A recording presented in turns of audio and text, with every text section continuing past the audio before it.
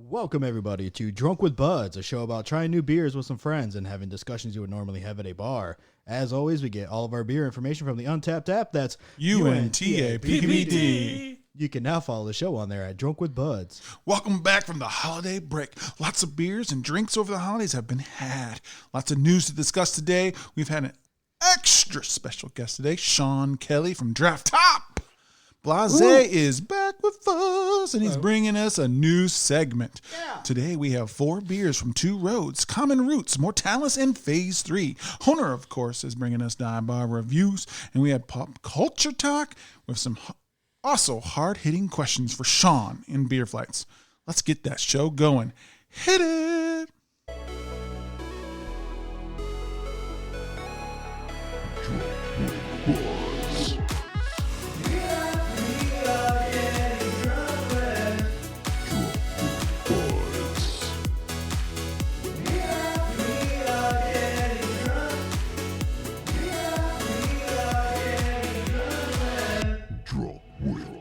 Drunk with Buds. All right, what's up, everybody? Honer is here. I am ready. I am so ready. What about you, Bruce? I'm ready. How you doing, my brother Blase? I'm the most ready ever. And our most special guest, Sean, over there. I'm awesome. I'm so excited to be here. Thanks for having me on, guys. We're glad to have you, man. Appreciate you. And I guess we should go ahead and get into our first beer. You guys want to? Yeah. Definitely. All right. So the first beer is a Bushel of Apples, Phase 3 Brewing. Golden Ale, 6% ABV, now available IBU. One friend has checked this in. Surprisingly, not Bruce. 4,900 people have checked this in for a 3.8 average out of 5. Phase 3 Brewing is a microbrewery from Lake Zurich, Illinois.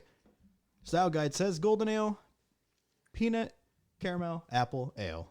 Caramel, apple, sweet, nutty, autumnal. And there's no style guide, really. So what is everyone's first thoughts? I like the can art. Do you guys like caramel apples? I do. they hurt my teeth. So I'm not a huge fan. I mean, I guess I do like them. But yeah, like you said, they get stuck to your teeth. But let's hope that this one does not. Oh, wow. Yeah, that's a bad mojo, faux show. Oh!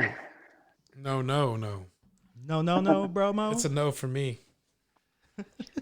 You can definitely smell the caramel. Like it's really sweet smelling. Yeah, it smells really good when you open it. Ugh.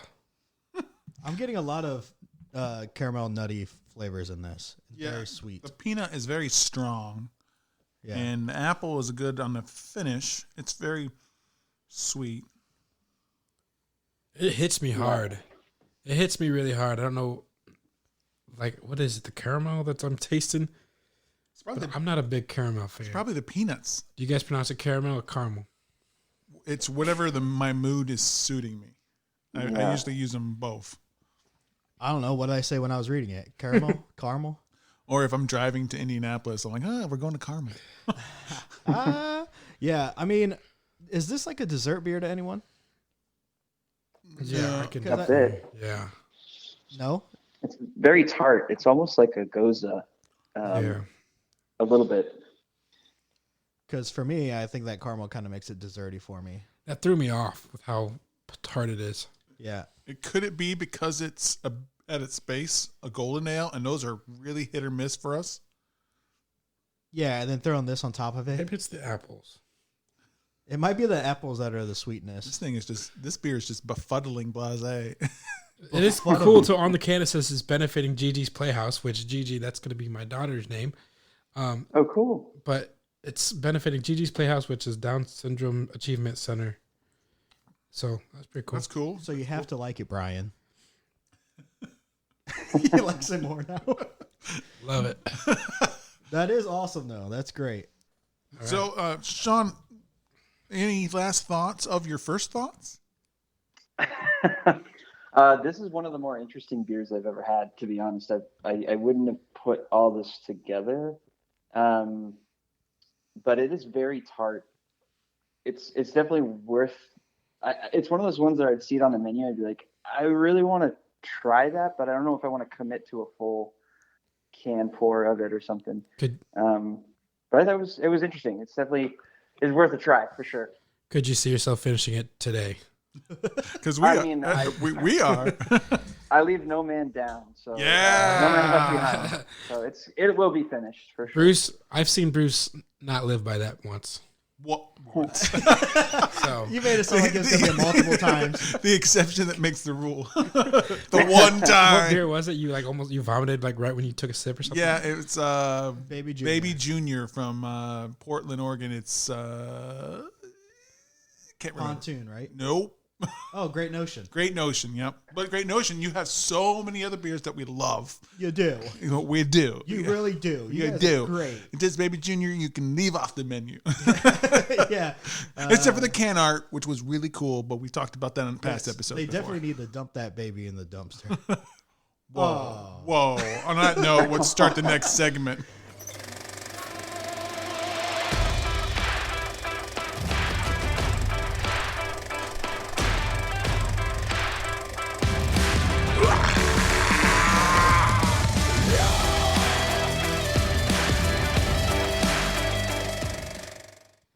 Pop culture.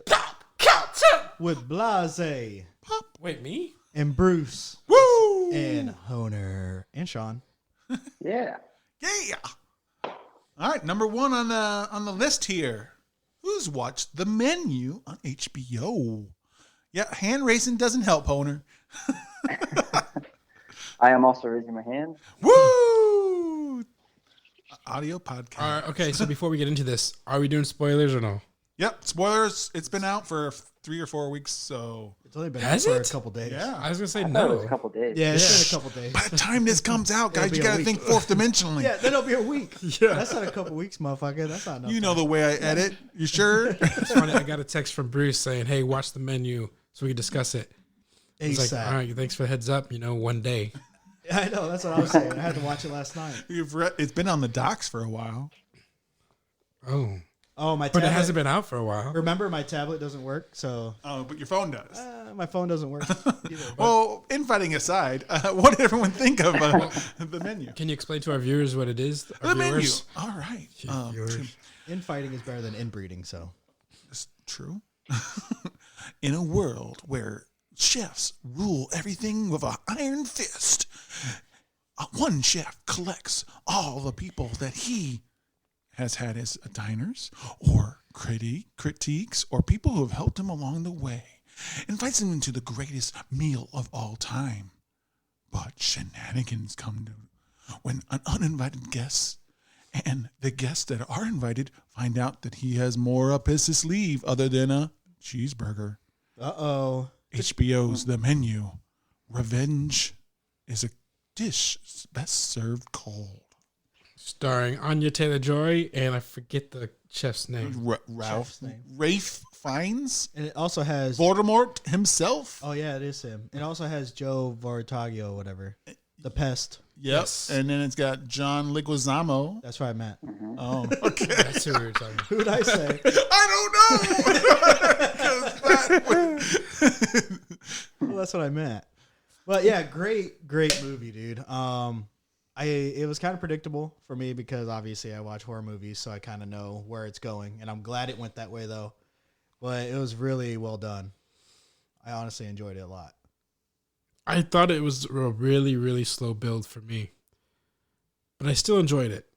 But I usually like slow builds, like in movies, but this one just felt like it dragged in certain areas. Okay. I feel like I thought when he said you have to eat each one in order to get the full effect of the menu, or else it won't be complete or whatever. I thought it's because he was drugging them. Yeah. So then eventually they just start laughing at everything and thinking it's just crazy and just part of the play or whatever. Because the guy that was there to see him, the guy that was addicted to him or whatever, really praised him, whatever. He was starting to act weird and started acting like He was just weird. And that's Nicholas Hoult. yeah. But I thought it's because he was eating everything. He literally never left a drop. Yeah. So I feel like he was. Even when it was time to escape, he didn't want to. Yeah, that's what I mean. He was like, do I have to run? Yeah. I just think he was drugged. Which that ended up being the twist in the story, but I thought the chef, whoever played the chef, I forgot his name. Voldemort himself. He did awesome. Yeah. He was so creepy, he but was like, great. Yeah, it was very unnerving in his scenes where he was like when he was talking to Anya or Margot. He looked like he was ready to, like he was ready to die. He was ready to end. Yeah. And what did you think, Sean? I loved it. I think it's one of those movies where if you've ever worked in the service industry at all, in any capacity, waiter, cook, bartender, anything like that, this is your movie. I think it's kind of like describing how some of the feelings that people may feel when you work in the service industry towards some of your customers, whether they know it or not. And it's almost like a good, revenge type thing, saying a lot of the things that you wish you could say to some people that show up to your work sometimes. Now, I believe some of those people deserve to die because when it's like, okay, time for the men to like try to escape, like, okay, none of them just ran and like just started swimming. I mean, like they were taking their time to try to hide and stuff like that, but just like they're trying to push a boat, just get in the goddamn water and just start swimming away. I mean, I don't care. You're going to float, it's better than where you're going to die. He's already said you're going to die if you stay. So I would take my chances on the high sea. It was funny because when he had the guy had the boat, and then they caught him so fast. He was barely off the shore. I was like, wow, I thought he would at least get further. I thought if anyone, he would actually escape. I thought they were going to let someone escape. And it's like, no, motherfucker couldn't even make it 5 feet from the shore. I just don't understand why none of them fought back. That's what he Even said the the chef, whole time. He's like, well, that's what I mean. Like, yeah. why didn't they? Why didn't anybody try to fight back? Probably because they had knives and they knew they were going to die anyway. So they're like, we can kill you easily. Yeah, but maybe if you're setting up a s'mores, whatever at the end, you're not going to fight back at that point. Like, okay, this is when it's happening. Well, I mean, the one girl, John Leguizamo was like, well, what about my assistant here? And he goes, where'd you go to school? Brown, which is very expensive. And you're like, do you have loans or whatever? Like, no. And she's just like, yeah. It's like, she just gave up. Like, that was enough reason. I was like, what happens if she just was super smart and she was, like, given all that stuff.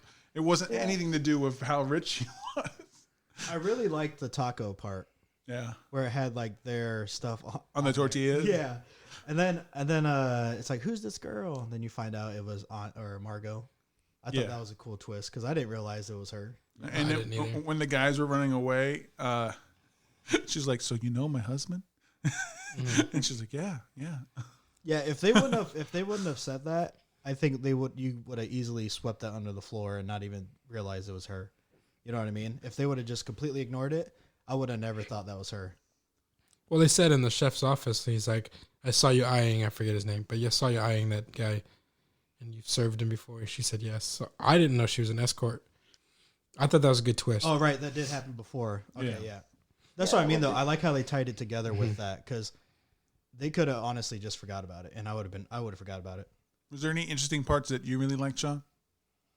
I think, just commenting on like why didn't they fight back? I think one of the things was maybe anytime they did try to fight back, it was all individual stuff, and I think that maybe those those people were just so used to getting everything on their own and having people help them do it and never do any of the work themselves that they couldn't band together like the people in the kitchen, and maybe that's one of my theories as to why they maybe didn't fight back as much as like any normal person may have.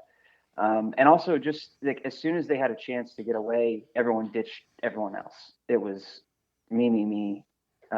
So yeah, because it was. I thought it was just awesome. Yeah, I get that because they kind of seem like, oh well, this person's gonna try to break out, but if they can do it, then I don't have to do anything. So they kind of just let them take responsibility and not their own. But they could have teamed up together. Yeah, and like it never occurred to them to team. It almost never occurred to them. And then I mean, they said it. One of the characters mentioned it one time, but then like it just didn't happen. And right. I mean, as soon as they had an opportunity to try and get away themselves, I mean, the guy left his wife there. Like it wasn't even as he was like, sorry, ran. So it was. I just thought it was really well done, and I liked it a lot. It was a great watch. Speaking of another great watch on Netflix, in November, it was released in the theaters, and then December rolls around and it was on Netflix. The Glass Onion. They billed it as Knives Out movie, but the writer Ryan Johnson doesn't like that they wrote it as that. He just wanted it to be as Glass Onion because it's a Benoit Blanc movie. What did everyone think about that movie? Of those who have seen it, So I really liked it. I haven't seen it. Glass Onion. It was kind of slow for me at first. I kind of watched it in pieces because I would watch it when I'm snacking or whatever, then play something else, whatever. But when I actually started getting into it, I really enjoyed the cast. I really enjoyed the whole twin thing. yeah, I like that. She was really good as an actress in that. Bo, is that his name? the main guy Benoit Blanc. Benoit. Yeah, he's obviously always kills it. But I thought it was Solve that mystery in 5 seconds. Yeah. I love it. I wish they do more with him as obviously keeping the series going because I would enjoy seeing. I think they are. I think they are. That's good because I would like to see more mysteries like that. And this one kind of flipped it on its head where it kind of seemed people were saying it was obvious, and I think that's why because Glass Onion is obvious, is what they say. So, a lot of viewers were like, "How would you not know right away?" And it's just like, "Well, dude, just let it happen, and then you'll see how But with those movies, you're gonna have the people that kind of try to solve it before, obviously. Yeah, And I thought it was fun. I love Knives Out. That's one of. I know it's tough to watch a mystery movie multiple times because you know the mystery, but it wasn't. That one for me was never. I watch it all the time. I love that movie. I watch it all the time too. I like trying to pick up different details I missed the first time when I'm trying to figure it out. And I thought, and Glass Onion is catching a lot of flack on Twitter for for some people saying it's obvious or it wasn't as good as Knives Out or whatever. But I just think it's its own movie, and I thought it was fun. I mean, I didn't take it for more than it was, and it was enjoyable to watch, and there was some surprises and twists and funny parts, and I loved when he solved that mystery like right away, like at the first dinner, and and Edward Norton was just so pissed. That was really funny because he's dumb. Yeah, and I liked it was a mystery within a mystery. We didn't know in the beginning of the movie, for almost half the movie, that the mystery wasn't who was going to kill Edward Norton.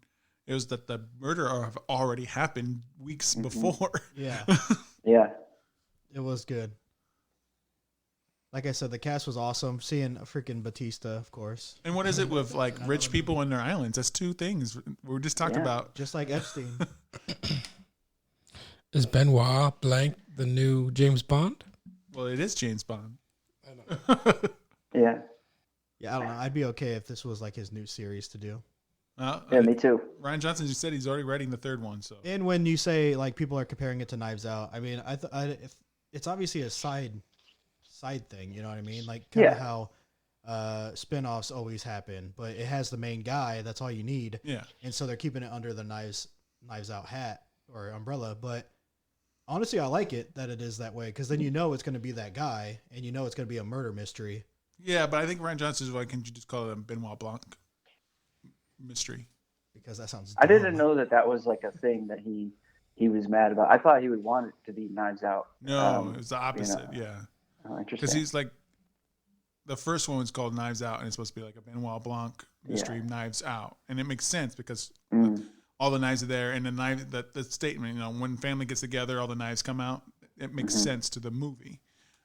So they use the Knives Out instead of Benoit Blanc, whatever. Yeah.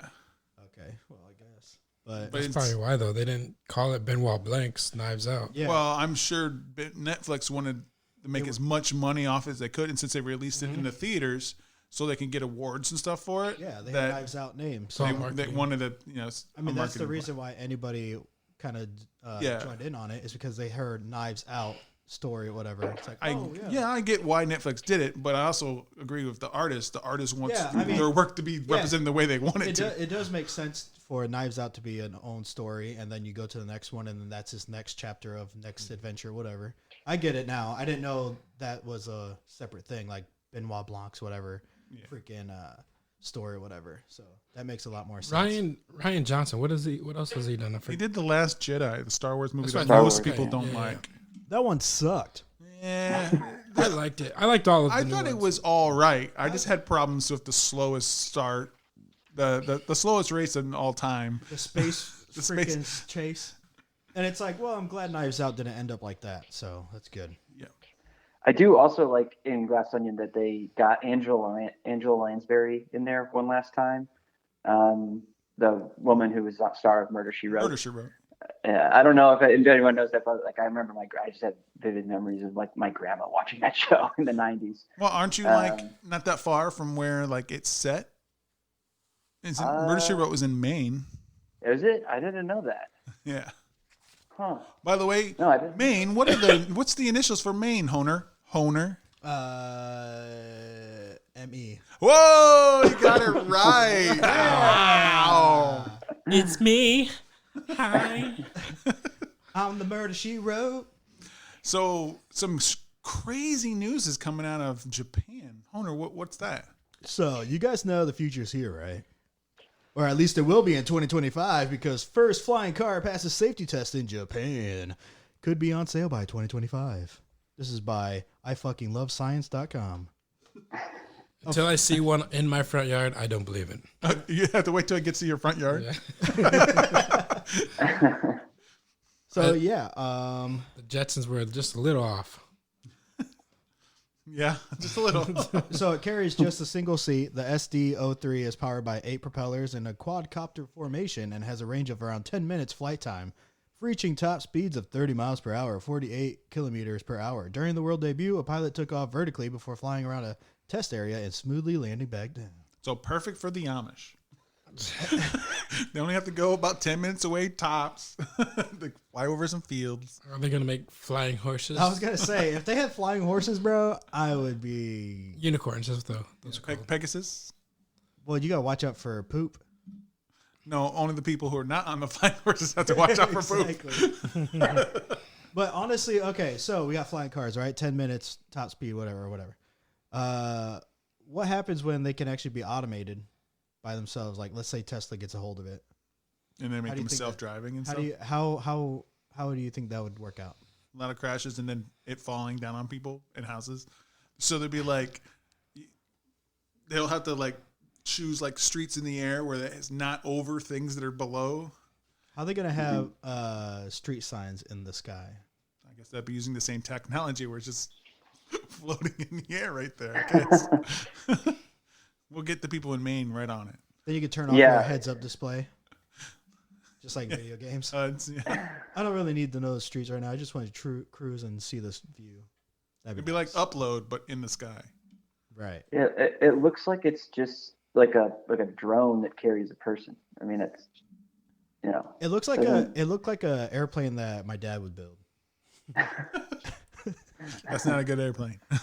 You don't know. I do know. Yeah, the roads could be on the heads-up display. Is that what you guys talking about? Yeah, and then you could turn them off when you just want to cruise. But obviously you Can't turn them off. right? Because you want to.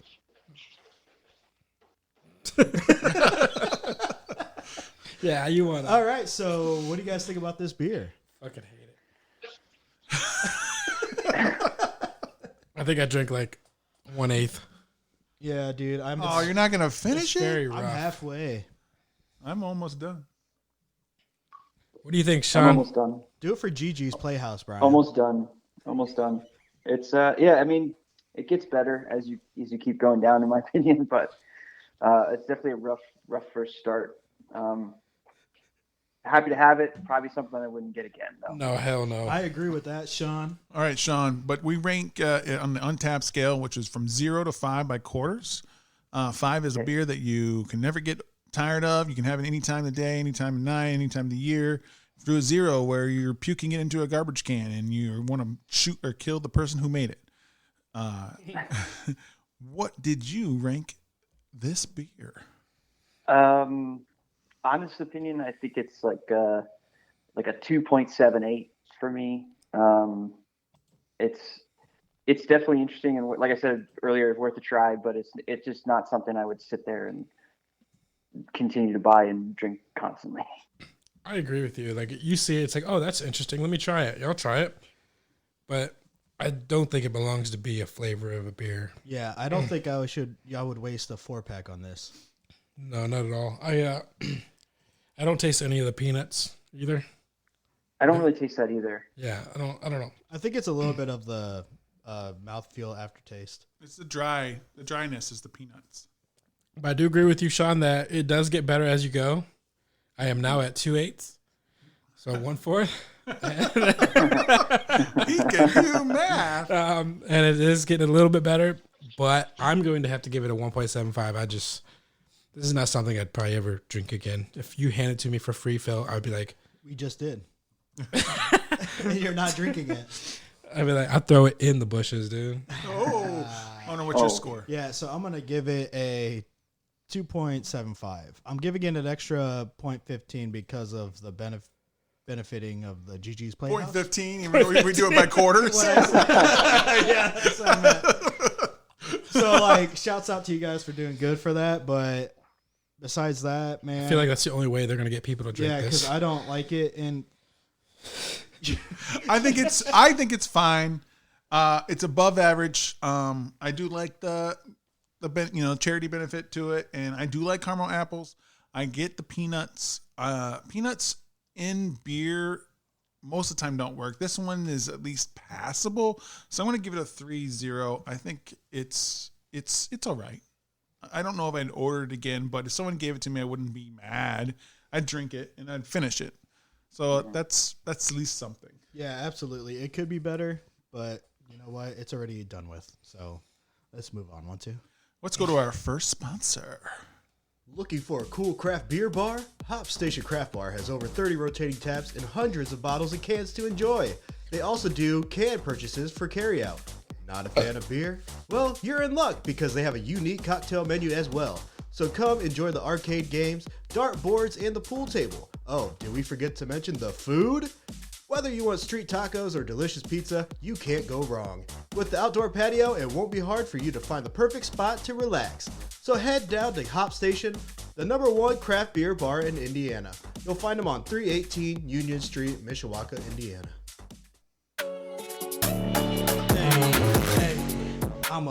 I'm an original. Check it, my crystal ball. You can see that I'm an original on the rodeo. Here I go again, yo. Luck a yo. I'm spinning round and around like I'm just on a carousel. Now, man, I'm drinking all this caramel and I am hating every minute cause it smells, man. Man, it makes me not like my life. So I'm checking this twice and I'm checking it nice or naughty. Hey, yeah. I'm an original. Criminal. Yeah. Originally, All right, so that was Free Beats, no copyright, original free type beat 2023, trap beats provider on YouTube. Welcome back. Drunk with Buds, we're here. If you're still listening, thank you so much. And we got beer number 2 underway. Little Heaven Crushable IPA from Two Roads Brewing Company. An IPA, sessionable. It is 4.8% ABV, no listed IBUs. There's been 74,000 people who have checked this in for an average score of 3.67. Two Roads Brewery is a regional brewery out of Stratford, Connecticut. The style guide says a session IPA in a can, made with 3 exotic hops, Azaka, Mosaic, and Equinox. It tastes of tropical fruits, specifically passion fruit, grapefruit, and apricots. Finishes with just enough toasted malt character to give you balance. It should be hoppy, light, smooth, fruity, and tropical. What's everybody think? Yeah, so I was going to say, once you said tropical, I did get a taste of that in the beginning, but in the finish, it's very malty forward. That I don't like, the toasted malty in it. I think anything toasted in my beer is just gross because it's not good for a beer, if you know what I mean. But I enjoy the tropical taste. I do like that. Okay. Sean, what do you think about this beer? I love it. It's a good sessionable beer. It tastes like an IPA. I mean, it is one, but it's good. It's like you get like kind of like that fruit forward at the beginning, and then like you guys said, like malty at the back. It's a really solid sessionable IPA. Yeah. It's just good. So sessionable to me might mean watery. I get the fruit forward, a little bit of bite of hop, and then it just seems, I don't know, watery or flat to me. The I taste think it's to make flies it. away. I think it's to make it a little bit more drinkable, like Maybe. a domestic. So sessionable is it refers to like um, in England they used to like drink on the job basically, like in the industrial age. So the workers would leave for lunch and then they would be able to have like a beer or two or a drink on the job and not be like stumbling around drunk. So that's what sessionable refers to. But I like to say it's refers to as like a drinking session. So you can have 10 of these and not be super knocked on your ass. Yeah. Whereas like if you had like 10 regular IPAs at 7.2, 7.6, good luck walking around after that. Yeah, I like to think that these are very good for beginners to get into IPAs if they're more Yes. domestic, because like Bruce said, it's a little bit more watered down and it has the IPA flavor. And like you said, you can just drink it one after another and be okay. And that's kind of how I feel after domestics a little bit, unless it's Budweiser, because then you get more bang for your buck. But Yeah, it's like a IPA with training wheels. Yeah, It's like exactly. a session IPA. that's exactly how I see it. And so I always tell people if they want to try an IPA, find a crushable or a sessionable for sure. Hmm. Normally, I'm iffy on like floral taste, Yeah. but this isn't bad. Is that grapefruit in it? It's well balanced, I think. It says apricot, grapefruit, and passion fruit. This might be the first time that grapefruit's not really messing with me. Like, I don't like grapefruit in my beers, but I'm enjoying this. All right. Well, let's enjoy the hard-hitting questions of our next segment.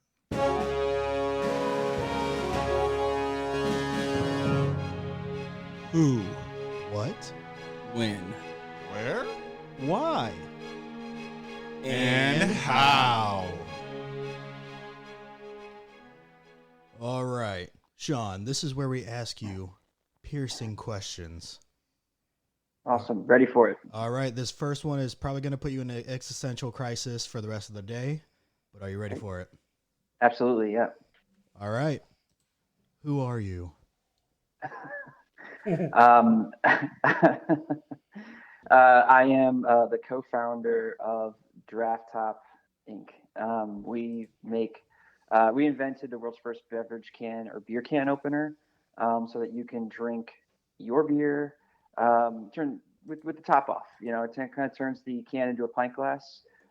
We believe that the aroma, as we've been discussing over the last two beers, is something that's very important to the experience, and much like wine would be in the wine drinking experience, the wine drinking world, or much the way like when you're a kid, my co-founder likes to say when he was a kid he likes to plug his nose when he was eating his vegetables, so that he didn't have to taste it. The aroma is like a huge driving factor in the taste, and we wanted people to be able to enjoy these wonderful beers in the amazing vessel that is a can, on the go, hiking, or places where glass isn't, places where glass like isn't allowed, like beaches and pools and whatnot. And we wanted to help, reduce the single-use plastics of red Solo cups or whatever else you might be using. And we just wanted people to enjoy the beer the way the brewer intended, and get to look at the lovely can art. I mean, what's the point of buying a really nice beer from Two Roads and then pouring it into a plastic cup and no one knows if you're drinking Bud Light or Two Roads? You got to start off. Yeah, that's awesome. I love this idea that you guys came up with. Thank you. Yeah, it's been a long journey, and we actually, we've been iterating for a number of years now, and this week we actually just kind of sent a sneak peek out to all of our followers that we have a new product coming down the line that's a commercial version of the tool that you'll see at maybe your local bar or a stadium or something, where they won't be necessarily pouring taps anymore. They may be just cracking, taking the tops off of beer cans and handing them to you. And yeah, we're excited to launch that product in this year and see how it goes. That's badass, man. Where are most of the places you can find DraftTop? Yeah, so you can find us online at our website, drafttop.com. There's also a number of retail partners that we're opening up right now. One of which is Specs in Texas. If you've ever been, or if you've ever been to Texas, you probably know the name. We are hoping to get into a number of other places. Believe we'll be in some bigger places like Total Wine, maybe Benny's for the Chicago crowd. Hopefully Albertsons in LA, Los Angeles. So there's a number of different places that you can find us online, and but Amazon there as well, and but mainly drafttop.com, amazon.com, or perhaps at your local liquor store. I was gonna say, I have a feeling that you guys will eventually just be in grocery stores, and it'll be right there in the beer aisle, which would be nice, very convenient. 100%. That's what we're trying to do, and we've kind of like, retail game is totally different than e-commerce, and it's all about like where you are and like what the messaging is, and you're trying to capture, because no one's walking into a grocery store to get a beer can opener. Like they're walking in there to get like their eggs and their milk and the chicken and bread, whatever they need for the week, and then maybe like maybe 6-pack they're gonna try. So it's definitely like a whole different animal. It's been a really big learning experience for us, which has been awesome. And but I think the interesting part is like we really want to. There's like a lot of open space in the retail market for like the beer fridges, or the where the beer is actually located. Oftentimes you'll see ping pong balls there and stuff. Maybe if you're at like a 7-Eleven or whatever.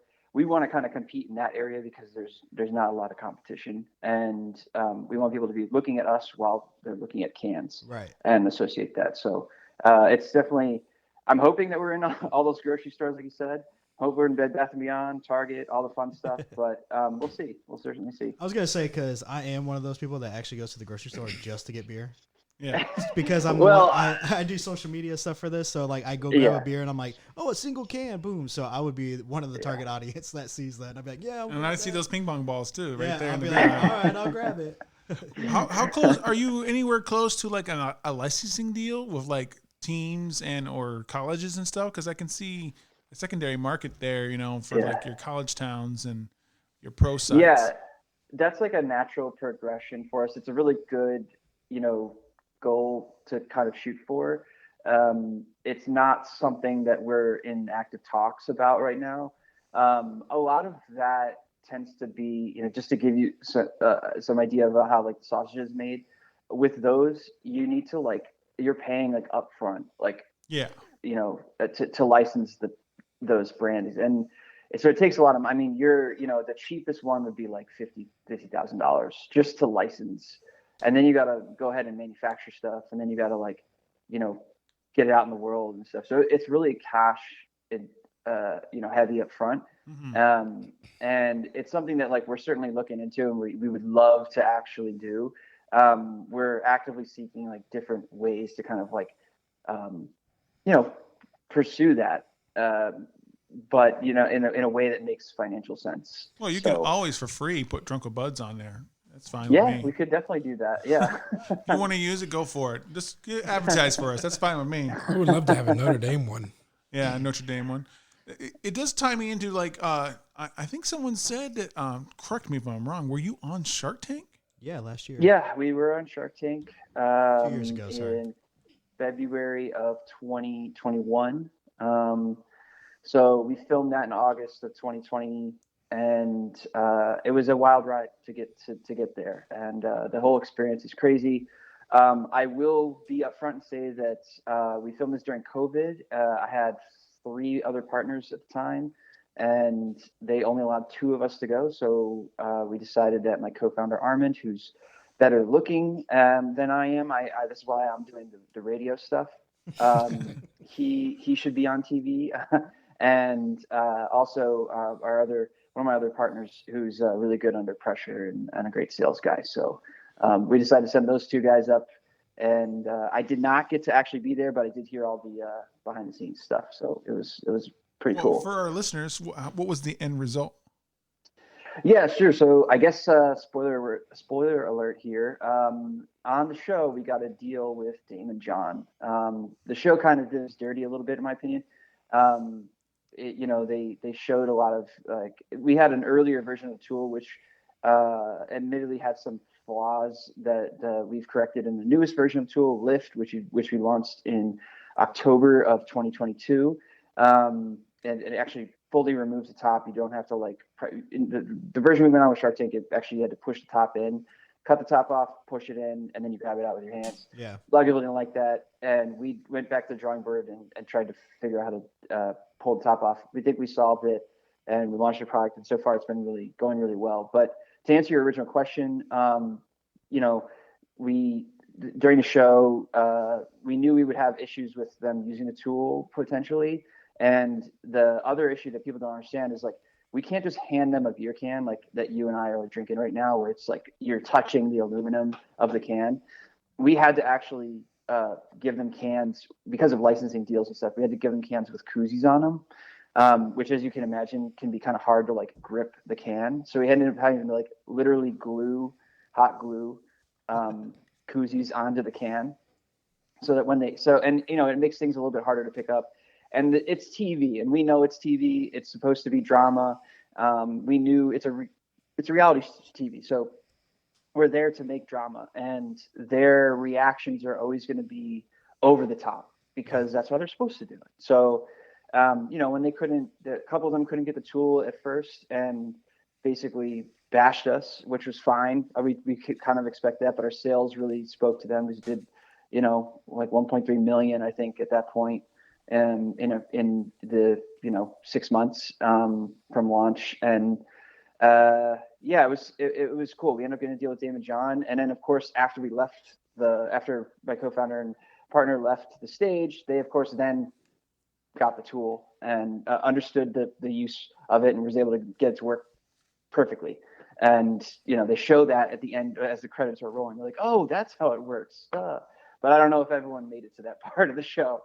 So it was definitely a wild ride for sure. Well, how long were you guys working on this before Shark Tank? Yeah, that's a great question. My co-founder Armin and I started doing this. We met in the cubicles of New York, working in the aerospace insurance industry in 2012. He brought me the idea. He said, "Hey, I've been thinking about this, and I'm a big beer guy." So I was like, "Hey, everything's moving towards cans. We should do this." He's been kind of tinkering around with it. He's like a mad scientist, and he's been tinkering around with the idea since 2000. And we really kind of got serious about it in 2015. It took us from 2012 to 2015 to kind of get a good enough working prototype that we felt good enough to go to Kickstarter and do a crowdfunding campaign where people, if you're not familiar with Kickstarter, people basically order products that aren't in production yet, and then as a pre-sale, as a way for inventors and companies to kind of collect the funds that they need up front, and then they go and deliver those items, hopefully. So we launched our Kickstarter in 2015. So really, we kind of been passively in business since then. The 2015 Kickstarter went really well. We got on, in the same week we got in Playboy and Food and Wine, which I never thought. I don't know if anyone else has done that before or since, but I didn't think that I would be in Playboy or Food and Wine, but that was kind of nice. So it went play really girl? well. No, I mean we got written up as a thing in Playboy. I know. I'm messing with you. Yeah. Well, I didn't think I'd be in either, to be honest. So we launched Kickstarter in 2015. Was able to fulfill all the backers in 2016. About a year later, it just takes a long time to make these things, to make ideas become reality when it comes to products and manufacturing and shipping and fulfillment and all that stuff. It's just there's a lot of behind the scenes levers that need to be pulled. So. Sorry to ramble a little bit, but basically we've been working on this since 2012. We got on Kickstarter we got on Shark Tank in 2020 and was aired in 2021, about 6 months after we filmed. And so it's been a long road for sure. Sounds like it was worth it though. That's awesome. Yeah, so far so good, and we have new products coming down the line, and we just keep iterating and always trying to make things. We're always trying to take customer feedback and say, okay, how can we improve this? We're not like sitting there and saying, well, we did it. Let's just wash our hands and on to the next thing. Like we want to hear, what's wrong with it? What do you like? What don't you like? What colors do you want to see? Because we're a small company, we want to please the customers and get things out there. What are some of the other products do you have? Do you have like a draft saver? So like you couldn't finish that can, you pop the top off, so you got something that protects it. You can put it in the fridge. Yeah, so first we sell you a tool that takes the top off, and then we sell you the top back to you. So yeah, we do have a bit of a license. We got some products that basically you throw back onto the top of the can, and it'll kind of like put a top on it to cover it. In case you're like, playing golf or something, you don't want your beer to spill when you're driving around the course looking for your ball. And we have a couple of those things. We have some new things coming out that is going to hold a shooter, or I guess in the Northeast we say a nip, like an airplane bottle.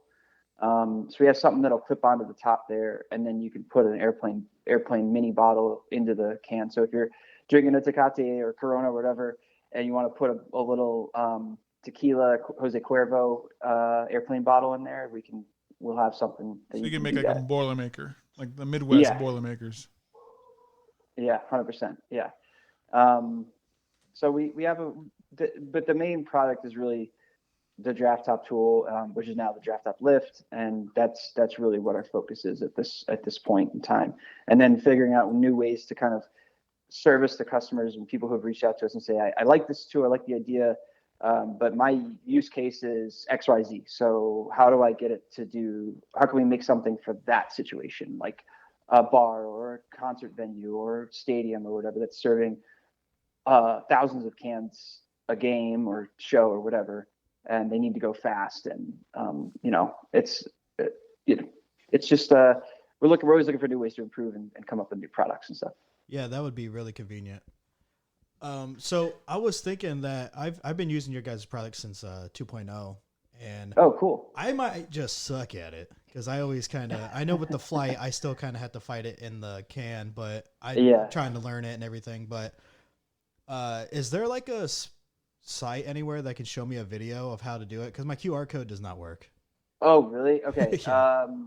Yeah. So I've been getting some of that feedback too. Our QR code is we tested that out on a lot of different phones, and it was working for us. And then of course, you go into production and it doesn't work.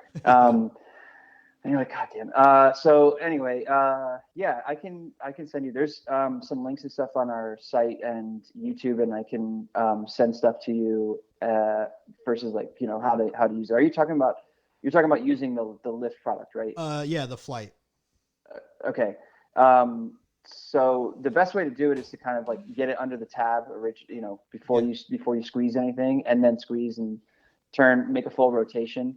And then it takes a little bit of use too, because it is a new tool. You're going to have to, there's a little bit of a learning curve sometimes, but I think that this new one has significantly reduced it. So yeah, I'd be happy to FaceTime with you and walk you through things, or provide you links and stuff for how to use it. Yeah, that'd be awesome. Cause I try to tell people about this product because I love it so much. And I actually brought it to my brother's birthday party. We went to Pickle Peddler, where you ride around and stuff, whatever. Everybody had cans. So I'm all like, hey, I'm the bartender. Let's go Topless. And I'm over there I'm grabbing everybody's out and everything. And everybody was loving it because we weren't having to take off the whatever. And I was just like, man, this is such a great thing that I feel like every one of my friends needs to have.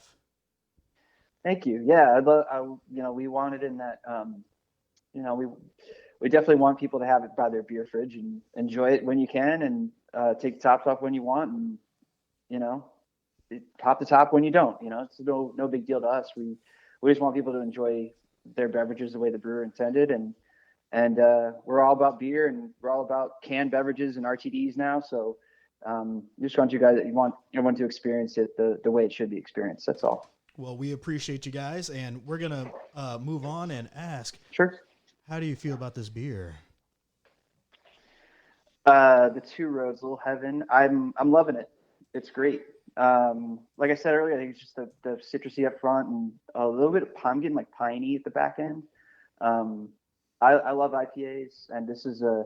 If you handed this to me, I would have thought that it was not a sessionable one, but a regular IPA. So this is definitely one that I would recommend to someone who is maybe not into IPAs just yet, and they're looking for something that maybe not be super strong, but will get you into it. So, What would your ranking be? I think this one is like out of 5. I give this one like a 4.23. I like it. Nice. Yeah, I would go ahead and give this a 3.5. I think it's well done. After every drink, I was always coming back to it because I was just like, man, that is like just I could probably crush this right now, but I wanted to savor it because I was just chilling. I'm going to give it a 2.75. IPAs are not my thing. I know, Honer, you've been more on an IPA kick. I haven't been able to get on there. I will say it's not as hoppy as a lot of IPAs, so it's like everyone's saying, it's a good beginner. It is above average. 2.5 is average, so I'll give it that. If I just went to a place that only served IPAs, it might be one of them that I would order. Right? I like it. It's smooth. The mouthfeel is pretty good. Like I said, I'm not usually into like all the fruits and floral tastes, but this is well balanced. So I'm going to give it a 3.25. Nice. Now we're going to go into our second sponsor. Indiana Whiskey Company, located at 1115 West Sample Street, South Bend, Indiana. Open from Monday through Saturday, 10 a.m. to 5 p.m. It's a sampling room, but you can also purchase whiskey, bourbon, flavored whiskeys like chocolate and maple, which we have tried on a past episode. So, go give Indiana Whiskey Company a visit in South Bend, Indiana, or you can find them at your local liquor store. And if they don't have it, then ask them to carry it. Sign up for a tour at inwhiskey.com.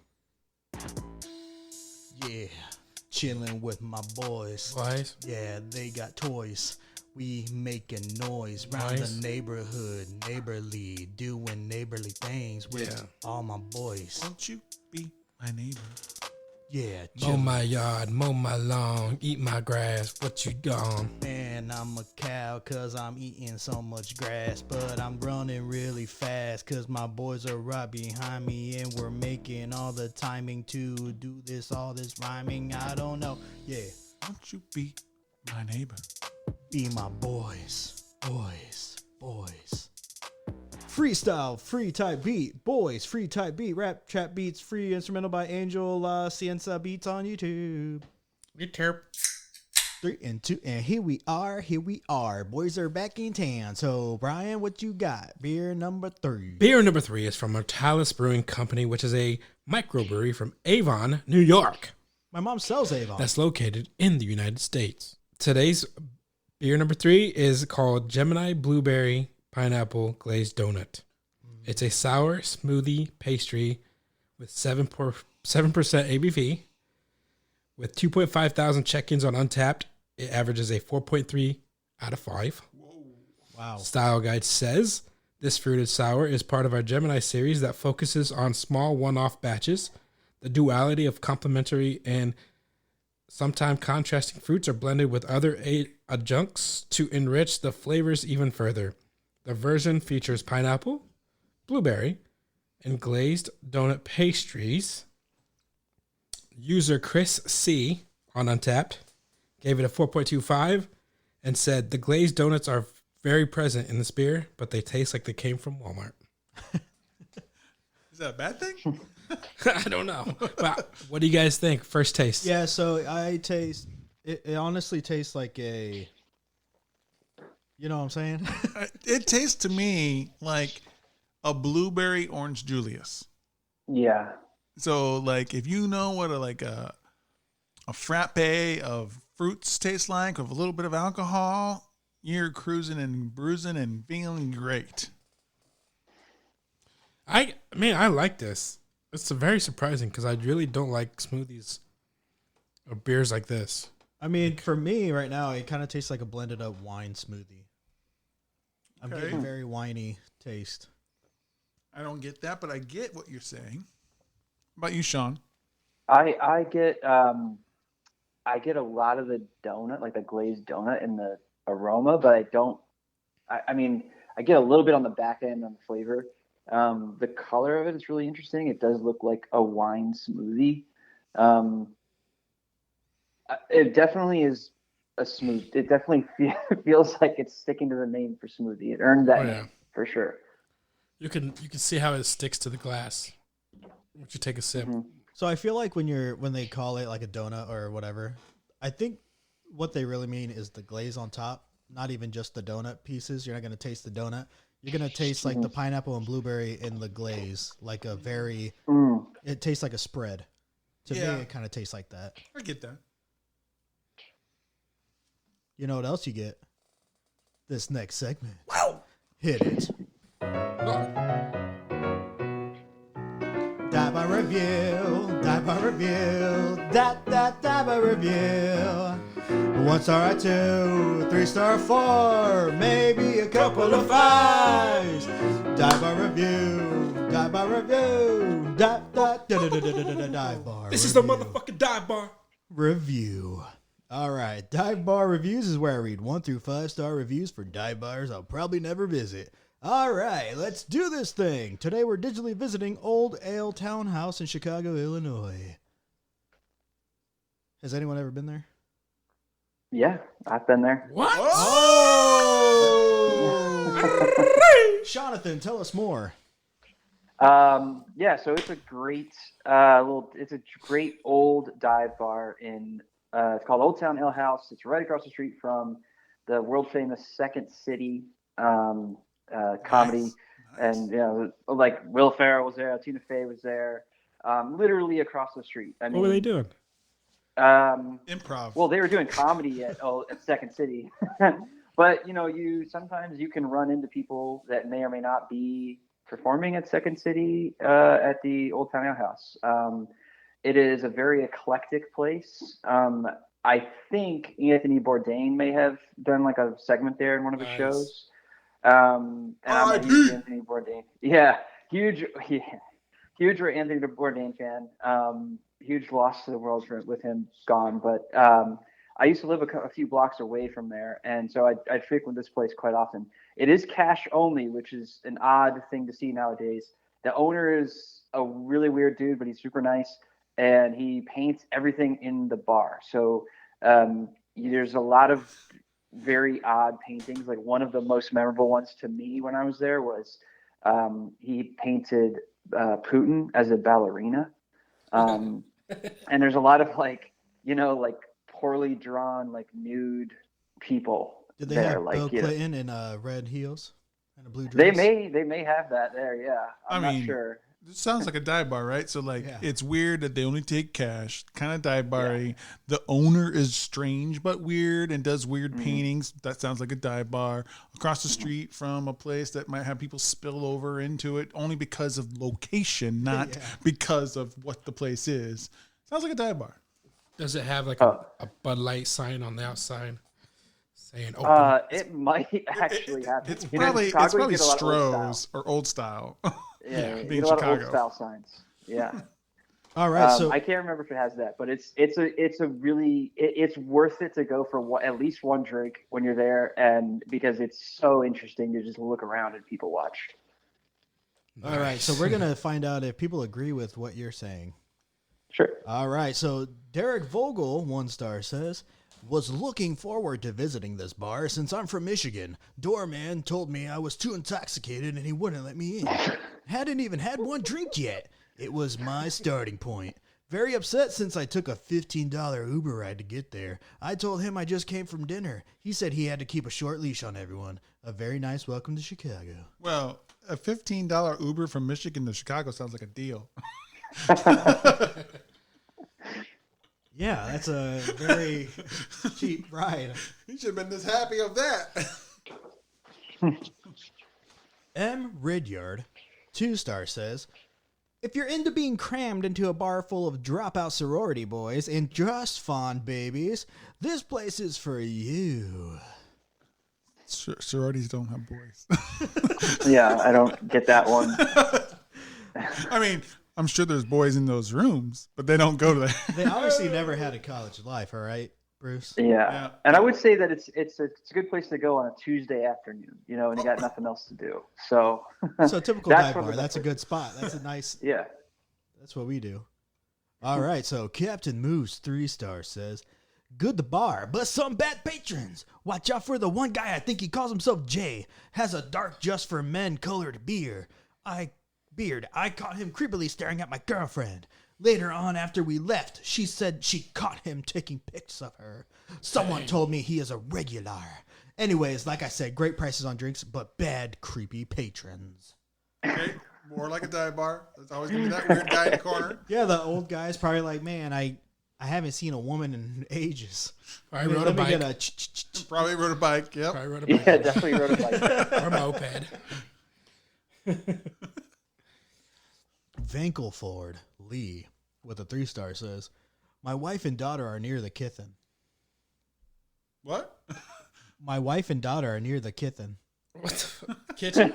Yeah, the kitchen. They misspelled it. If you have to see.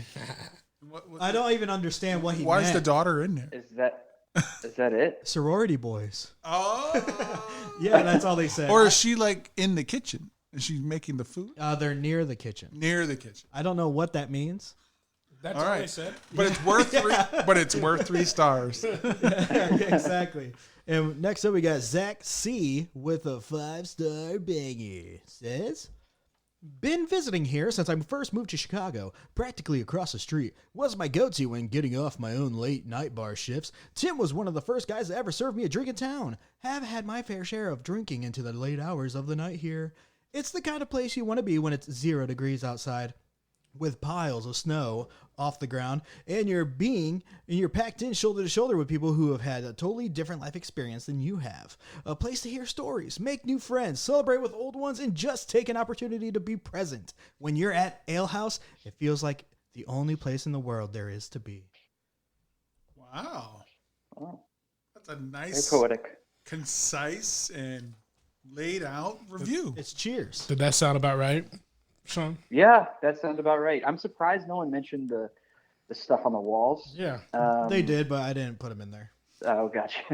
But yeah, that sounds about right. I mean, dude, some nights Friday nights in any city, I think you're going to get a lot of people at the bars. So, especially if you have people going to shows across the street. But yeah, it sounds about right, to be honest.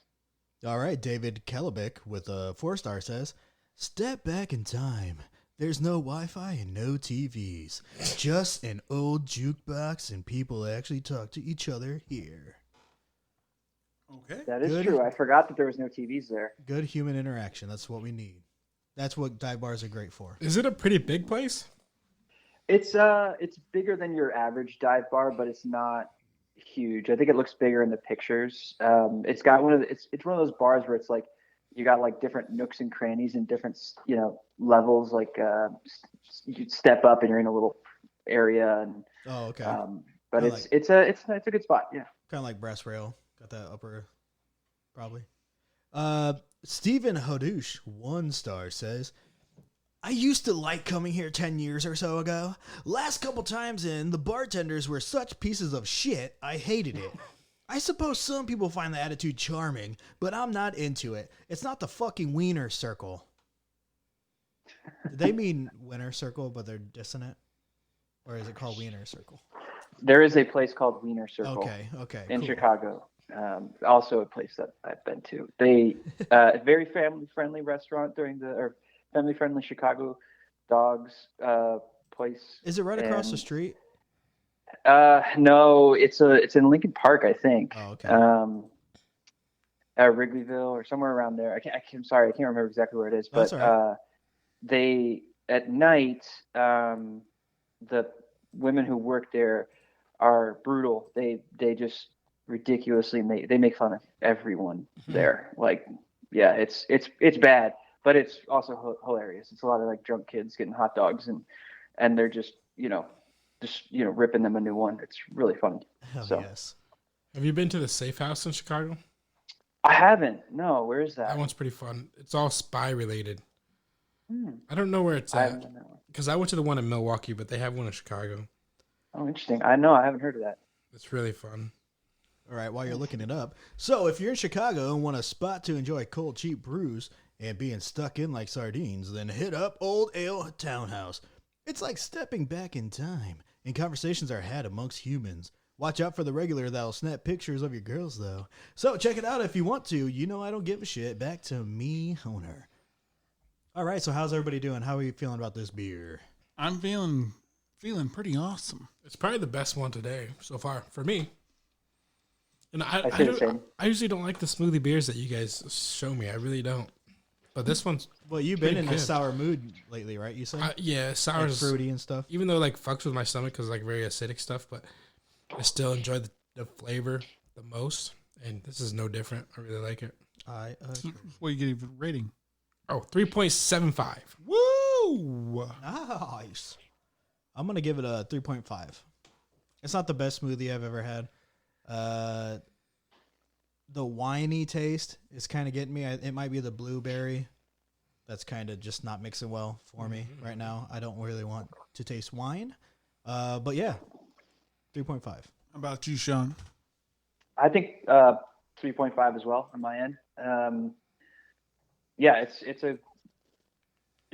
definitely interesting. I think I could see myself drinking one of these on the beach. It kind of gives me that kind of like that fruity tropical part at the beginning, which I kind of like. So it's super interesting. I'm really happy to have this one today. I'm going to give it a 3.5 as well. I really like blueberry. I think it's a good example of the style. I've definitely had better. So it's interesting to me being how highly rated it was worldwide on that with the into the 4s. I've had things that are very similar that were way better, even from Mortalis itself. So it's interesting. Maybe it's the donuts that's bringing me down a little bit. Still a great score. Still great beer. I'm happy with it, and I would recommend it to people. It's just not great to me. I agree. So what's hit into? We don't have a sponsor for this last part. Well, that's why I didn't want to say the wrong thing. Hey, our newest sponsor, DraftTop. Go out on Kickstarter. No, not Kickstarter anymore. Amazon and their website and grab their things. We love them. We use them. They're going to be in our different coolers and stuff. You see us out and about live this summer and this spring and this fall. DraftTop. Yeah, check them out on Shark Tank. Woo! All right, so we're going to get into this next one then. Hold on, let me get it. Hey, I'm the real deal, sealing every single deal that I got right now. And I'm running and skipping and I'm dripping and tipping every cow that I see because I hate them motherfuckers. They mooing at me, they mooing at you. And now I gotta do what I really gotta do. I'ma push it over, tip it over, do what I do. Cause I hate this fucking cow for staring at you. Hey. Free beats, no copyright, real deal, free type beat 2023. Dido. Beats provider on YouTube. Welcome back, everybody. We took 10 shots for our shot break, and Brian's getting all rap star on us. Hype man. And we are going to go into the last and final beer, which is Common Roots Lager by Common Roots Brewing Company. Lager, Hell's Beer. And 5.2% ABV, not available IBU. 1,400 check-ins, but 3.72 out of 5. Common Roots Brewing Company is a microbrewery from South Glens Falls, New York. And Style Guide says, Common Roots Lager is a German-style Helles lager brewed with select specialty malts and noble hops to create an easy drinking beer that is crisp and refreshing. Light, smooth, crisp, biscuity, hoppy. How's everybody's first taste going? I'm thoroughly enjoying this. I do like a good lager. Usually it's not Hell's because Hell's usually add a bunch of hops into it, which makes me not like it. But this is not hop forward. This is just a good, bitter, clean, fresh lager. Yeah, that is actually really crispy. I agree with everything that Bruce has said. Also, I really like the can art. It's really calm and soothing. It makes me excited for spring and summer. Honestly, if I was on a canoe, I would enjoy this. I'd be floating the hell out there. Oh, because of Hell's Lager. Yeah.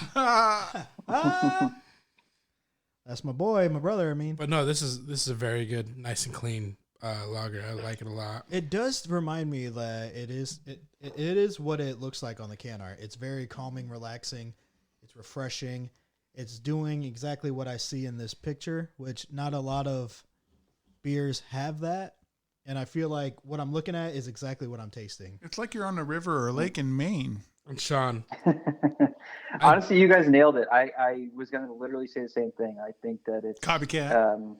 Yeah, I mean, and this isn't a cop out. Like, this is genuinely what, like, I tasted. I was like, oh, this crisp, nice, relaxing, like, just straightforward, good quality lager. And it is. That's what it is. I mean, it's a solid, really solid beer. It's a very tranquil beer. Yes. Yeah, it definitely is. It's definitely something you can picture yourself floating in the Finger Lakes and, Exactly. enjoying a few of them. And it's like in that one scene from Pocahontas where like all the wind or like all the leaves and everything are surrounding her, and it's just the most tranquil ever. I feel like that would be the perfect time to drink this, is like in the forest with leaves falling around you. I love it. and we kind of talked about Tecate and the Mexican lager, and this is a German inspired lager. I definitely get that. I understand what you were talking about before with how the Germans came over and helped them brew beer. I feel like this kind of tastes like a Mexican lager. Not quite, but there. It's like its cousin. Yeah. Does that make sense to anybody else? Like, I feel Familiar. that. But this, to me, feels like a high-class Leinenkugel. Like the straight Leinenkugel. So good. A Leinie, it doesn't have to do because there's a canoe on both or anything like that. Or anything. It's just, hey, I don't even like fishing, but now I feel like I should go fishing. It would be a good beer for outdoors. This is a sports. A pontoon beer. I could see myself drinking this all day. IPA. I honestly agree with you guys. If I was on a walk or on a canoe or something like that, kayak, like the fresh air just freaking hitting your face while you're drinking it, absolutely bliss. Speaking of kayaks, Jeff, our Canadian friend, you should be drinking this while you're on your kayak on the St. Lawrence Waterway. Jeff, please drink this and tell me how it is. Jeffadacious. Where was this from again, Honer? New York. New York. Well, that's not that far from where he is. Oh shit. Oh shit. Well, South So Glens I've Falls. worked at a couple breweries in my day, and I've always talked to the brewers, and I'm just basically pouring stuff. I'm not like, I might hand them the hot bag to pour into the mash. But, Oh, so no respect. All right, no respect too. yeah. I'm not making anything crazy. I'm the hired hand. But I would say, like, one of the things that they've always taught me was, like, if they're going to a new brewery and they want to see how good that brewery is, the first thing they order is a lager. And they can judge a brewery based on their lager because it is the most difficult to make. And this one is absolutely fantastic. So I would say Common Roots is, just based off of this one beer alone, is probably a pretty damn good brewery. Because my God, like, this is just crisp and fall. And it's like, you could drink this in the fall, you could drink this in the spring, you could drink this in the summer, or in the winter, I guess. I agree. Too. Absolutely. But it's just a fantastic lager. There's nothing common about this beer, for sure. No. Except its roots, Brian. So, Brian, you don't have a theme song yet because you haven't committed to being back. So, here we go. It's time for the confession. I don't know why I feel so low. It's time for Brian's stupid show. So this is called Fesshole, which is a Twitter account at Fesshole. This is where users send in their sins. They confess their sins anonymously. So I'm going to read a few tweets, and we'll see how it goes. This is the first time for Drunken Buds. Could be the last too. I love Fesshole. It's a great account. Yes. He knows. He already knows what you're gonna say. So they post a lot. They post so much. People have a lot to confess. Definitely UK based too. Definitely UK based. Mm-hmm. It is. But we'll see how this goes. If it's a dud, you can delete it. I don't care. We just go, oh yeah, the beer is great. That's how it cuts out. My mum wanted a lock of hair from my newborn. I didn't want to spoil the baby's hair, and besides, she didn't have much. So I cut some hair from the next door neighbor's cat and gave her that. She still thinks it's a real lock of hair years later. At what point, guys, do you tell your mum the truth, or do you take it to your grave? Never. There's no reason to. I will say Maybe that It's such a silly sin, though. I but really thought that it was going to go somewhere else. I did not think it was going to be like I cut it from some cat hair. I really thought there was going to have some kind of dark twist to it. I mean, it didn't. I feel like I would have just did it. I would have just give her some hair, like not You a couldn't lot. just give it from your own hair? But I mean, like, what? It's just hair from a baby, right? Yeah. So you're just like clipping off a couple hairs and giving it to her. Yeah. Imagine the fight with Morgan about that. You Okay, cut the baby's hair? But okay, One why strand the of hair? cat? Why the cat? Why you couldn't just clip a lock from your own hair? Yeah, because you guys not have the same hair or what? You gotta find the cat. You gotta find the cat that has the same color. Yeah, why harm the cat? I dislike this guy. That is a bad sin. Only because of the cat. Sean, what is your point of view? What do you think? I agree. I wouldn't cut the hair from the cat, but if he's in it this far at this point, Yeah. I would try and switch it out without telling her. Well, obviously, he I feels so bad because he had to send this anonymously to an account. Don't feel bad, confessing. dude. Don't feel bad. All right, next one. My choice of undies depends on whether I've had a dump that day already. If I have, it's white. But if I haven't yet dumped, it's black, just in case. Do you guys have a certain routine in choosing undies? No. The first ones I can find each day in the morning Yeah. that are clean. That are clean. I was gonna say you didn't specify. You're not one of those that switches out your or like Turn it inside out so you get an extra day? No. which makes no sense because That the is smell awful. goes out. What? When if you flip it inside out, whatever, the smell is now outside. Don't forget those who sometimes also reverse it. Yeah, but it's not touching your pee hole. No, but I'm saying like the smell's gonna be outside. It's gonna go past the barriers of your shorts. Well, I know people Or who jeans. I know of people who said they don't change their underwear for like 2 or 3 days in a row. Oh no, hell no! Ooh. I changed mine every Was day. that- Ooh, is everyone in the world at the same time? Bruce, was that an anonymous fesshole right there? Anonymous Fesshole? No. Sean, what do you got to say? Yeah, that I mean, I get the idea behind it, but I also, if you were that, Unclean. if you're thinking about it that much, why do you even buy white underwear? Just Right. buy black, and then you don't have to think about it ever again. Exactly. That's a good point. But if you're asking, if I answer the question, whatever's clean, that's what I'm grabbing. So Yeah, I don't have any white undies. I don't know about you guys. Yeah, don't that's a either. rarity, right? Unless you're getting tidy whiteys, they don't. Oh, wow. They don't even make them white anymore. What is the point of those? Some people like it. Well, I A feel little secure, I I guess. feel like the people who made white undies just like to watch the world burn. I do have a funny story about boxers real quick. So my fiance actually went to go buy me some boxer briefs, whatever, you know. She's Yeah. like, oh, you like these ones? Whatever. I was like, yeah, heck yeah. So she got me them, and they actually turned out to be like big and tall. So like they go down to my knees. I have like 3 or 4 So like pairs. So surfer shorts for you. yeah, so like they're just like sucked against my like calves and shit. And like, but they go almost down to my knees, so I gotta watch out for how long my shorts are if I go to work. There's so Mom many. did the same thing for me, where she bought too big of underwear. They weren't big at all, but they were. If you wear like a certain size shorts, Yeah. they go past the knees or whatever. So I bought some. But they're comfortable. I bought some boxer briefs I'm from wearing them right now. Costco. Now I'm like, okay, this is a great deal. Costco boxer briefs. I'll get them. I take them home, and they have the stitching for the front flap, but they're stitched, so there is no flap. No point. So what? so It's just look. It's just it was like it said like you can't use the flap. It's stitched shut. A woman But made why those. is it still there? Like, why would you even put the little thing? Like, it looks like you could pull it out. A woman made that's those. so messed up. So yeah, be careful. Make sure. There's like a famous store here in Maine.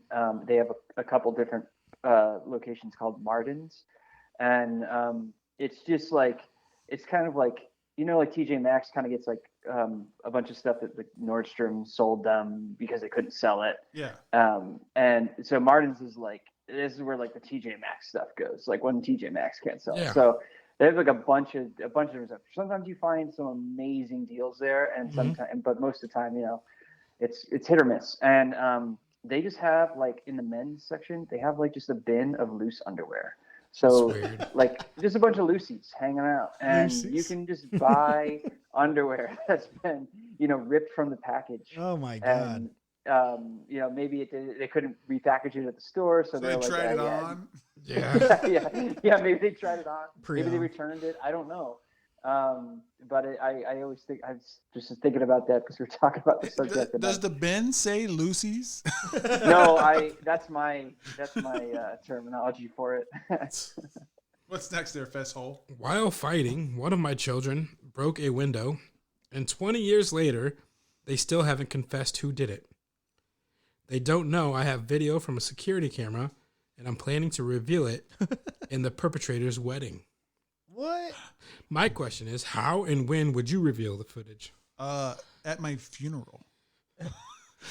They play a video, and I put it in my will to get up, play this, and it shows all the crimes that I have ever caught my children or anything with doing. At their funeral. No, at mine. They're gonna be dead. They can't see that you Kill them. I'm just kidding. Oh my god, I got dark. Yeah. Drink some more common roots and get back in the comment thread. Well, I mean, I probably would just be like, dude, I know. So fucking just admit it. That's not funny. That's not fun. You gotta. I'm not gonna do it at funny. The wedding. That'd be kind of dumb. He doesn't have a kid. They would laugh. He just got engaged, so he's not even to that step yet. Yeah, bro. Obviously, it's not a big deal, but like, I think this person is just like, it's gonna be funny. Yeah, I just think. Yeah. Whatever. You guys would probably all agree a wedding. I feel like. I wouldn't do wedding. I think that I didn't agree. takes away. See, that would be funny. Sorry, Sean. What did you say? I think that's no. You're good. I think it takes away. It's everyone. The only thing anyone's gonna remember at that wedding is that video. So like, it kind of like is stealing the day. I would probably do it at like a family Christmas gathering or like holiday gathering or something, a reunion, and then have maybe? them. I'm sorry. Or a family reunion. Yeah, family reunion, something where it's like, not every single person is there, and it's really just family, and everyone can laugh about it. And then you give them like a gift that is like the brick that they use to throw it through, or whatever. That's how I would probably approach it. I like that way. All right, last one.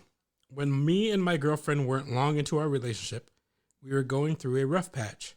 She was out with her work, drunk, and I came and picked her up. I pissed the bed, fully sober, and the next day when she said it was probably her, I just said, I won't judge you.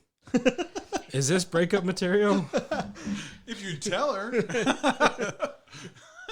I think accidents happen, and maybe I would have manned up and said, "Yeah, that was me." Instead of, but it's too late for that. In this situation, he's already said it was her. Yeah, but then he could just be like, you know what, that was actually me. But did he say it was her? He did it. Yeah, all he said was, he said, oh, that's okay, whatever. He said it happens. She said it was probably her. He said, well, I don't judge you. Yeah, so he just nonchalantly said, I mean, if it was you, I wouldn't judge you. I don't know. If she ever found out, he'd be in the doghouse for quite a while. That's what I'm saying. Is that breakup material? If she were to find out, is that breakup material? No, I don't think that's breakup material at all. He should just reveal it at their wedding. Or the funeral. Yeah.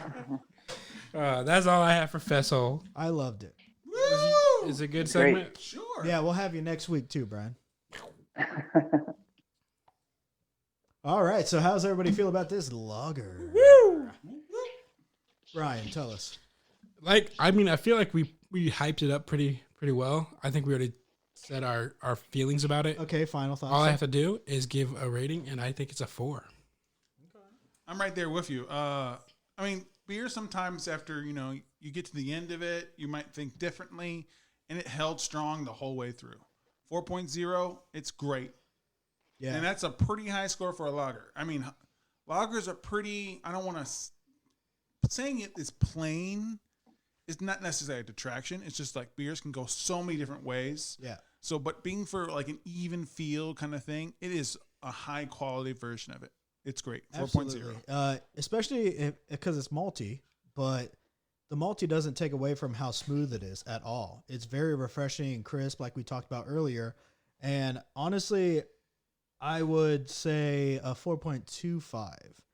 I necessarily would not have this first as a first beer. I probably would have it second or third, and it would probably taste how it is now. But I don't think I would be able to handle it as a first. It might change it way too much because I don't want malty right off the bat, I guess. I loved it. I think I'm gonna go. I gotta go high on this. This is the best one I had all day, and I did go a little high on the last one we did. So I gotta go higher than that. I'm giving it a 4.5. Nice. I just think it's a really, really good quality lager, and I mean, there's nothing more that I want from this beer. So why not give it a little bit higher? And it's great. It's awesome. Great job, Common Roots. Do you use Untapped at all? I did a little bit. I probably should get back into it. You can follow all of us and the show on Untapped. Yeah. Yeah, I will do that. So now we're wrapping things up, and at the end we do something called 15 cities. Bruce, hit it. These are our top 15 cities that we've downloaded our last episode. South Bend, Indiana, Syracuse, Indiana, Denver, Colorado, Carlsbad, California, Franken on Main, Hesse, Germany, New York, New York, Chicago, Illinois, Oceanville, Delaware, Melbourne, Victoria, Australia, Atlanta, Georgia, Granger, Indiana, Clemens, North Carolina, Troy, Ohio, Rochester, Indiana, Greensboro, North Carolina, Bayonne, New Jersey, Wilmington, North Carolina, St. Leonard's on the Sea, East Sussex, England, Caledonia, Michigan, Birmingham, Alabama, Mishawaka, Indiana, Kokomo, Indiana, Knox, Indiana, Seattle, Washington, St. Petersburg, Florida, Stone Park, Illinois, Sioux City, Iowa, Chilliwack, British Columbia, Canada, Liberal, Kansas, Lynn, Massachusetts, Sarasota, Florida, Wyoming, Michigan. That's weird to say every time it says. Pequot, Ohio, Lancaster, South Carolina, Columbia City, Indiana, Plymouth, Indiana, East Bridgewater, Massachusetts, Leamington, West Lothian, England, Oceanville, New Jersey, Oxford, Mississippi, Potomac, Mississippi, Calumet Falls, Oregon, Adelaide, South Australia, and just even though it's not the next city, I have to put it out there. It's the first time that I've noticed it, at least. Izviv, Ukraine.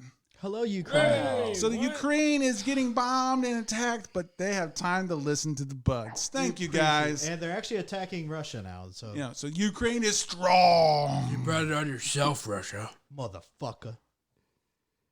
All right. So we'll go ahead and do last call. Which of the beers today would you order for the last call of the night? About to shut down. You got one last order. Out of the beers today, doesn't have to be your favorite.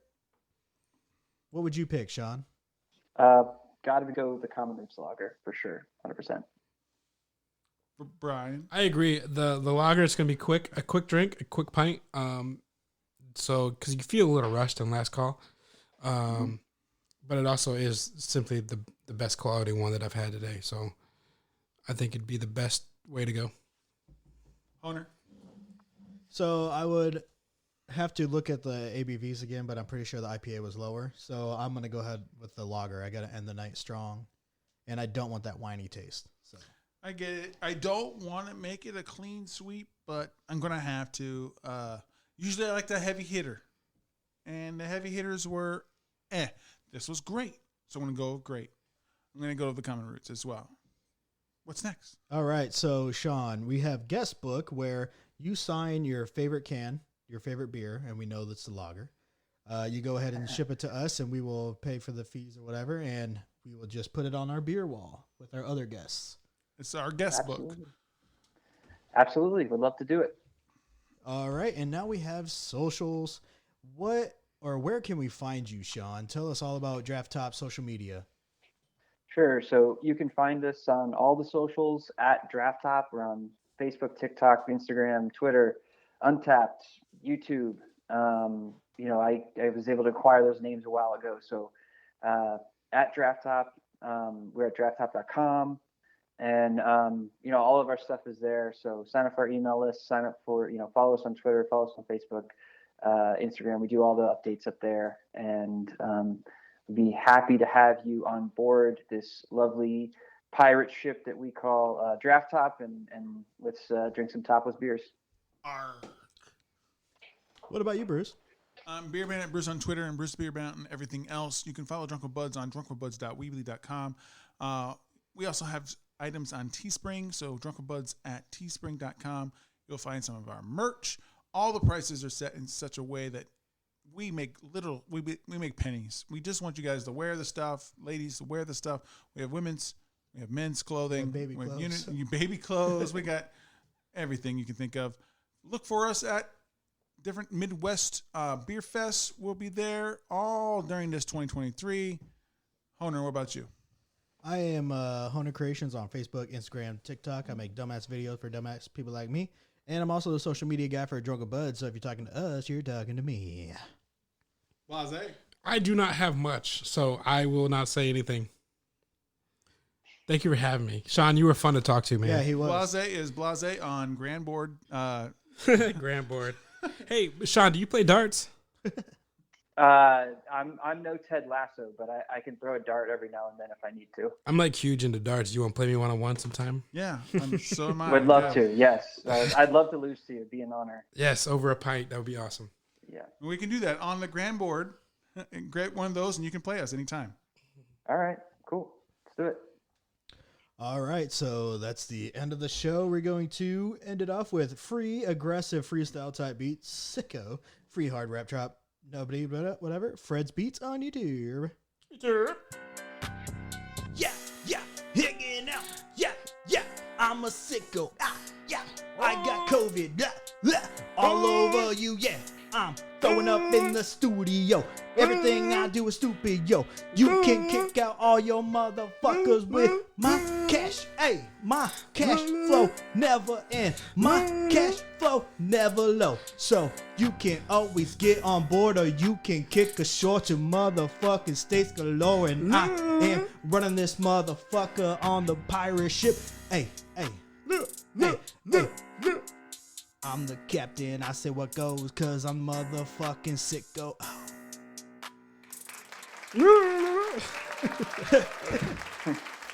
Originally, I'm original. Hey, thanks for coming on, Sean, and it was great having you, man. Yeah. Thanks, guys. Appreciate you guys having me on, and don't forget to shoot me your address. No problem, man. Don't forget, listeners, go to DraftTop.com. Get some DraftTop stuff. Golden Topless. That's right. It's a great party haver, for sure. All right, everybody, stay Stay sexy. sexy.